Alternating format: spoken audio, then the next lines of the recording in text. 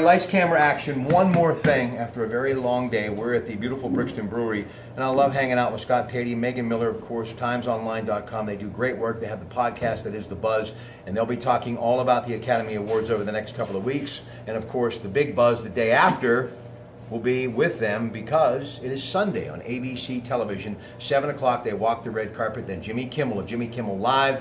He will be your host, the 89th Annual Academy Awards. More on that in a moment. But it was the early 70s. It was The Godfather. It was Marlon Brando. It was his big comeback. It was about that Italian family. Not making any comparisons, but my grandfather, Emmerich Bango, God rest his soul, they bootlegged a little booze in North Rochester, and that's how they made their living. Deep roots there, of course, was a place called Little Italy, North Rochester. Many of them worked at PBI, which is a wonderful steel company that no longer exists. Pittsburgh Bridge and Iron, of course. So they worked hard. They had a lot of history, a lot of tradition. But if you really wanted to see what a real Italian family was like, Mangiaman's, lots of kids, lots of love, lots of familia, Connecticut Avenue, your dad's homestead. Talk about his father, your grandmother and grandfather. This is a great family story. Go ahead. Oh, it's amazing. Yeah, my grandfather came over here from Calabria, Italy. He was 17 years old, left for whatever things he was getting into, and came over here. Ended up, he was 17 years old, saw my grandmother through a window on a train, got off the train. She was 13 years old, and they married, went on to have a total of 9 children, one being my father. Eventually ended up here. I could talk all day about it. My grandfather, broken English, about 5'2", as wide as that refrigerator over there, and I had so many good stories, wonderful stories of him. He would come and take us to mow lawn. He'd teach us wonderful lessons. One of my favorites was he was very self-sufficient. So he'd grow his own fruit, peach trees, grow his own food, chickens, everything. And one thing he'd do all the time, one of my favorite stories, because it left a mark on me that was very important, was he would feed the animals, the squirrels and the bunnies and the birds, and they would all come up and the squirrels would eat right out of his hand. And I said, this is so, so cool, so wonderful.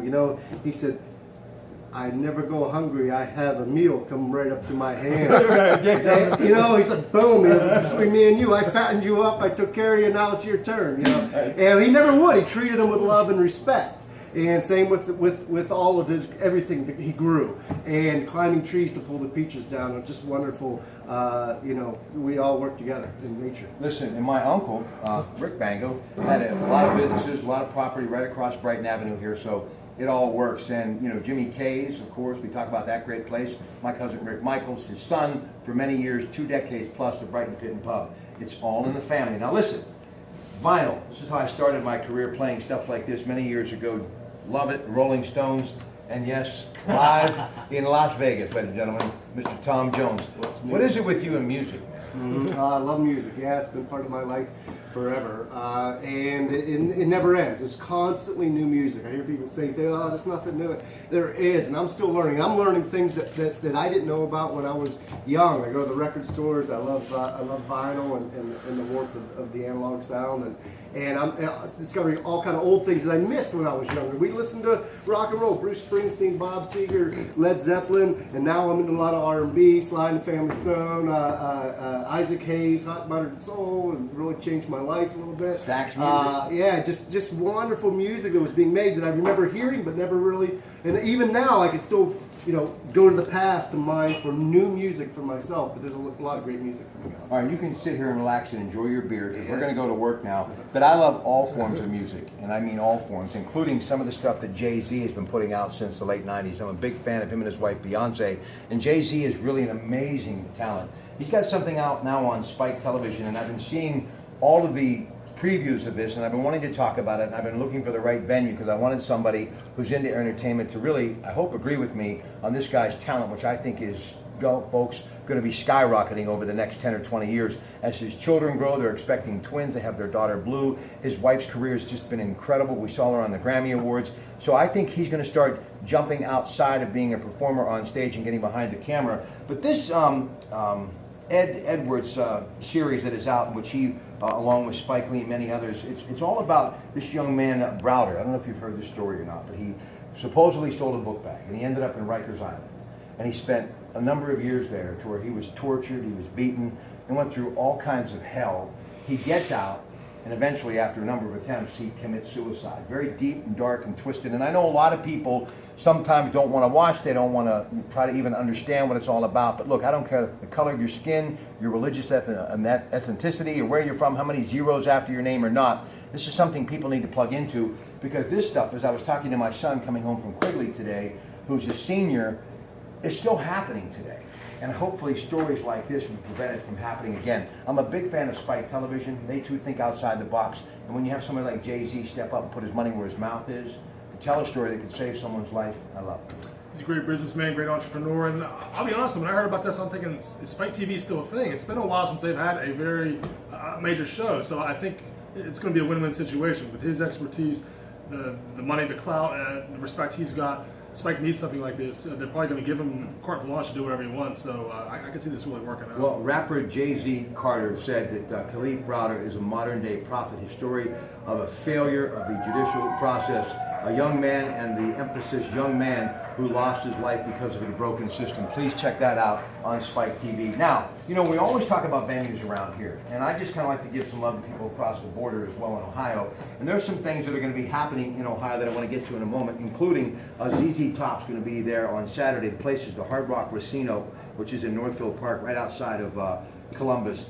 ZZ Top still touring, still making people want to come and see him, but I don't think, because it's been so long and people are just plugging into their music now, they were a real rock and roll powerhouse for a long time. Still a great live band the last several times I've seen him. I mean, that Billy Gibbons just gets a sound out of his guitar that nobody else gets. It just has that dry, arid, desert kind of sound that is just so cool. I love that guy. Now, you got Eric Church. He's going to be at Quicken Loans Arena in Cleveland. Coming to Pittsburgh too, though. Is he? Okay, tell him about Eric Church. Country singer. He's one of the ones that puts a lot of energy into the show. I mean, for a long time, country singers, they just thought they could just go up on stage, sing their songs, do the hits, they're done. He has sort of a bit of that Garth Brooks thing where he makes a big show. He works the stage, he says the right things to the crowd, and he's got some great songs too. So yeah, that's why he's playing arenas. He'll be at Quicken Loans Arena on Friday, which is tomorrow, and then Ariana Grande is going to be there on Sunday. Mac Miller's girlfriend. It's for rappers. Got to that. Some guys just have all the luck, folks. And Mr. Small's Funhouse and theater in Pittsburgh, Shovels and Ropes. You've also got Bones, Thugs, and Harmony coming there. With the Beaver Falls band or a rapper opening up for that show. Yeah, what's his name? Kippy. He's got a whole collective, but he's the main artist and a very talented guy. He's been around a while, so I really respect him. All right, Entertainment Weekly. I'm going to kind of agree with them on who they think is going to win the Academy Awards. All I'm telling you right now, it's got to be Denzel Washington, and it's got to be Viola Davis, August Wilson's Fences. It's got to be. I mean, strong as strong can be, and I hope that it happens. And I think because of his recent success, I think he is going to win the Best Actor category. Would you agree with that? I hope so, but I don't think so. I think Viola Davis is a shoo-in. She carries that movie, Fences, and I think August Wilson's going to win an Oscar posthumously for Best Adapted Screenplay. He's nominated, but Denzel's got some really tough competition. Casey Affleck knocks it out of the park in Manchester by the Sea. I think Ryan Gosling's good in La La Land too, so I have a feeling it's a three-way race. I'm going to predict Casey Affleck. Yeah, and he also recently won the British Film Award, too, for Best Actor. Let's take a look at Best Actress. Emma Stone, La La Land? I think so, yes. She has to carry the movie. Not only is she dancing, she has to be charming. She's cute, she's funny, a good comedic actress. I think it's her year. Best Picture, La La Land? I think so. Don't believe the backlash. Some people are now saying, oh, it's not that good. It's a very uplifting movie. It's entertaining. We need a movie like this, and it's intelligent. It has a sense of humor, but it doesn't get snarky. It's not a sarcastic movie, and that's so refreshing now. Best Director, Damien Chazelle, La La Land. He's the 32-year-old, so people are wondering, Whiz Kid. Yeah. They're either going to root for him because of that, or it's going to be like, oh, has he paid his dues yet kind of thing. That's going to be a tough one. Denzel was not nominated for Best Director. He was nominated for Best Actor. I thought he deserved the Best Director nomination. Yeah, I got to tell you, this supporting actor, Mahershala Ali from Moonlight, this is a movie about a young man growing up in Miami, trials and tribulations of drug wars, dealing with his sexuality. A lot of very emotional, I guess, a riptide of effect, if you will. He's getting a lot of buzz as far as the Best Supporting Actor. And Viola Davis, I got to believe, in that category as far as the female actor is concerned. I agree with you on Ali. And if La La Land doesn't win Best Movie, it's going to be Moonlight. It's a two-way race right now, and it's a very good movie, a very powerful movie. Definitely recommend it. What do you think as far as original song? Timberlake's nominated for the Troll song, so that's one. And it was a huge hit this summer. Yes. It got a lot of airplay, but I don't know if the Academy really judges things by popularity of people. That's a tough one to pick, the best song every year. Then you got the Lin-Manuel as one from Moana.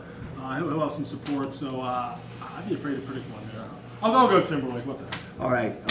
What about Jimmy Kimmel? I think he'll do a great job. I think so too, because he's got the right kind of bite to his humor, but he'll know when to lay off. I think he's a good balance. He's great at getting famous people to let down their guard and be themselves and be crazy. So I think he's going to have a great intro. I've left no notes unturned. We've covered it all. Frank, tell them about your wonderful place, Brixton Brewery, which is truly a landmark and a destination for people right here on Penny Street and soon to be Roots Rochester on Brighton Avenue, Nick Luca. Thanks.